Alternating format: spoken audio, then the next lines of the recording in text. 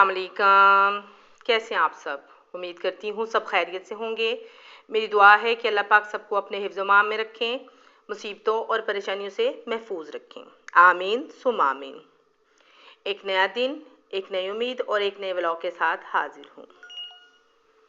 सबसे पहले आ जाते हैं ये रेसिपी की तरफ। आज बन रहा है ये मटन पुलाव और मज़े की बात है कि मेरी बहन आई हुई थी और वो मुझे कहती है कि आप ना भी आज रेस्ट करें तो कुकिंग मैं करूँगी। तो नेकी और पूछ पूछ मैंने कहा ठीक है भाई, आप बस आज काम करो तो मैं फिर रेस्ट करूँगी। और फिर ये मज़ेदार सा मटन पुलाव जो है ना, ये मेरी बहन ने बनाया और उसी की ये रेसिपी है कि पहले इसने प्याज फ्राई किया ऑयल में, फिर उसके बाद इसमें ये गोश्त डाला उबला हुआ और साथ यखनी भी थी, क्योंकि पुलाव में यखनी जाती है। यखनी वाला जो पुलाव होता है ना, वो बड़ा ही मज़ेदार होता है।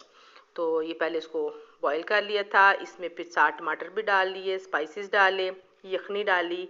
और वही एक तरीका कि जब हम चावल डालते हैं इसमें, फिर थोड़ा सा जब ये पानी खुश्क हो जाता है या यखनी खुश्क हो जाती है, उसके बाद फिर इसको लिड लगाकर दम पे रखा जाता है। तो ये बड़ा मज़ेदार सा यखनी पुलाव जो है, मज़ेदार सा टेस्टी सा ये तैयार हो गया। और फिर मज़ा उस वक्त आता है ज़्यादा जब अपने और अज़ीज़ जो बहन भाई होते हैं, अगर इतने मुखलिस तरीके से इतने प्यार से खाना बना के दें तो बड़ा ही मज़ा आता है। तो लाइफ भी बड़ी आसान होती है। तो ये साथ फिर साबित जो है हरी मिर्ची भी डाल दी और फिर इसको हल्की आंच पे पकने के लिए रखा। उसके बाद जब पानी खुश्क हो गया, फिर इसको हल्की आंच पे दम पे रख दिया। ये देखिए कितने अच्छे मसालेदार मज़ेदार जो है ना, ये चावल तैयार हो जाएंगे जब इसको हम दम लगा लेंगे। और ये रही इसकी फाइनल लुक। ये बड़ा मज़ेदार था, मसाले वाला और बड़ा टेस्टी। अच्छा, उसके बाद फिर थोड़ी सब्ज़ी आई हुई थी, क्योंकि ज़ाहिर है जो सब्ज़ी है वो जब आएगी घर में तो साथ ही हमें जो है इसको संभालना होगा। और सर्दियों में ये जो मटन है ना, तो ये जब चावलों में पके या आलू गोश्त में बने तो ये बड़ा ही मज़ेदार। और ये मटर भी आ गए, शिमला मिर्च भी ख़त्म हुई हुई थी। ये तो मैं अक्सर जो है ना इसको फ्रीज़ कर लेती हूँ, इसको घर में ख़त्म नहीं होने देती। और ये मेथी भी, और मेथी आलू बने तो बड़े मज़े के। अच्छा जी, मैं बस सोच रही थी कि मैं अब जो है ना मैंने क्या क्या बनाना है, और समेट रही थी साथ साथ, क्योंकि कुछ सैलड की चीज़ें हैं और मटर हैं। इसको तो निकाल लेना ऐसे कि मैं जो है ना प्रॉपर बैठ के नहीं इसको निकालती। ये ऐसे है कि आते जाते चलते फिरते जो है ना मैं दाने निकाल लेती हूँ। तो आज तो मेरी बहन भी आई हुई थी तो वो भी मेरे साथ थी, तो ये दाने फिर साथ निकाले मिल के। अच्छा, इसके बाद ये बंद गोभी, ये भी सैलड के लिए। ये जो है लेमन नींबू जो है, ये भी सैलड के लिए इस्तेमाल होते हैं। और खाना जब बनता है ना, अक्सर कोई कढ़ाई कोई चीज़ ऐसी, तो उसमें भी लेमन का इस्तेमाल होता है। उसके बाद फिर ये शिमला मिर्च को देख रही थी, क्योंकि इसको भी मैंने काट के फ्रीज़ करना है। तो ये देखिए जब टाइम लगेगा साथ ये भी कर लेंगे, क्योंकि आज मैंने जाना है शादी पे भी। और फिर ज़ाहिर है जब शादी पे जाना होता है तो फिर उसकी थोड़ी तैयारी होती है, कपड़े शपड़े प्रेस करने होते हैं और तैयार होना होता है, उस पर थोड़ा टाइम लग जाता है। अच्छा, ये रह गया धनिया, इसको भी काट के मैं जो है ना फ्रिज में रख लूँगी। और उसके बाद ये सैलड की चीज़ें हैं, पुदीना भी आ गया, चटनी भी बनाएंगे। और ज़ाहिर है ये चीज़ें कुछ ऐसी हैं कि इसको साथ साथ ही संभालना पड़ता है। और लाख जो मर्ज़ी हो जाए, इसको हम ऐसे सेव करके नहीं रख सकते कि इसका एक तरीका होता है। उसके बाद फिर ये 2-4 दिन निकाल लेते हैं। अच्छा, यहाँ पर ये मटर भी निकल गए हैं और अब इसको मैंने फ्रीज़ करना था, तो बॉक्स तो नहीं समझ आ रही थी। तो फिर ये एक आइसक्रीम जो बाउल है ना, ये छिलके भी आ गए।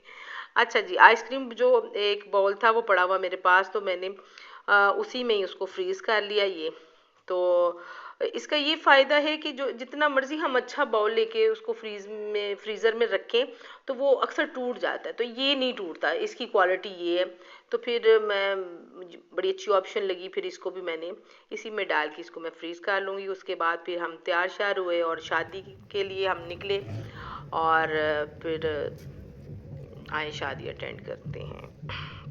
अच्छा, यहाँ का माहौल बड़ा पुरसकून, बड़ा मज़े का। और जब शादी हो तो ज़ाहिर है वो शादी वाला माहौल जो है ना वो बड़ा मज़े, मुझे तो बहुत अच्छा लगता है। यहाँ पर जब हमने एंट्री की तो ये होटल जो है ना, ये बड़ा अच्छा था और यहाँ पे एंट्री भी बड़ी अच्छी सी थी और बच्चे भी खुश थे।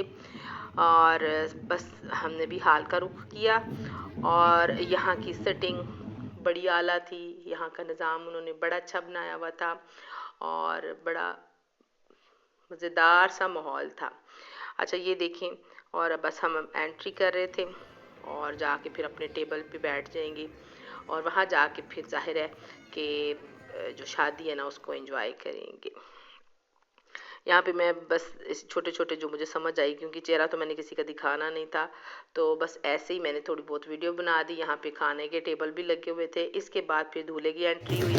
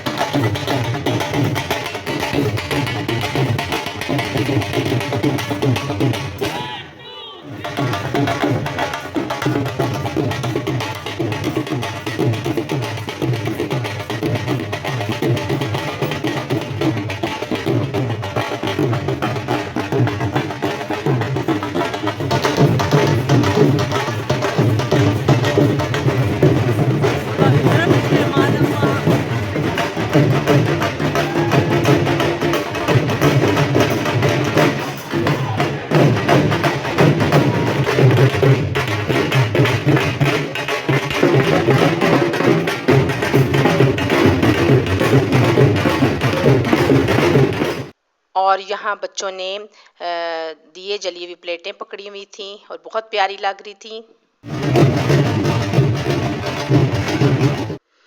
अच्छा यहाँ पर जो लड़कियां हैं वो मेहंदी लेके भी आई थी और उनके नाम का एक पूरा जो है उन्होंने थाल सा बनाया हुआ था। और उसके बाद ये बच्चों की ये देखें बड़े अच्छे ड्रेसिंग, और फिर इनकी भी वीडियो बना ली। ये माथे का टीका, और मतलब बच्चे भी बड़ी तैयारी के साथ आए हुए थे और मेहंदी भी पकड़ी। और फिर जाहिर है जैसे एक रस्म होती है वो सारी जो है ना रस्में अदा की गई और सभी बड़े खुश थे।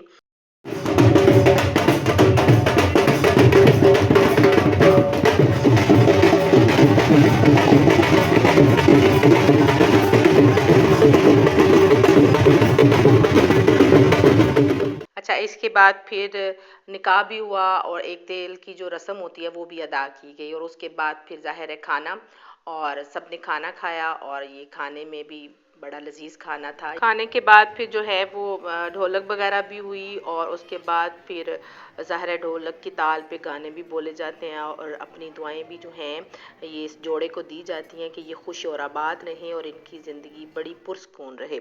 तो फिर यही हालात है यहाँ भी। और यहाँ पर खाने के बाद ये सैलड का आप हाल देखें कि ये जो सैलड है कि ये कैसे ख़त्म होता है।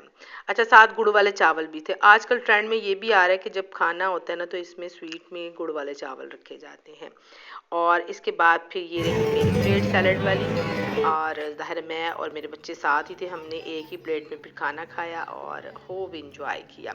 अच्छा शादी के बाद फिर हमने किया घर का रुख, और फिर घर जाके फिर ज़ाहिर है घर को भी देखना था।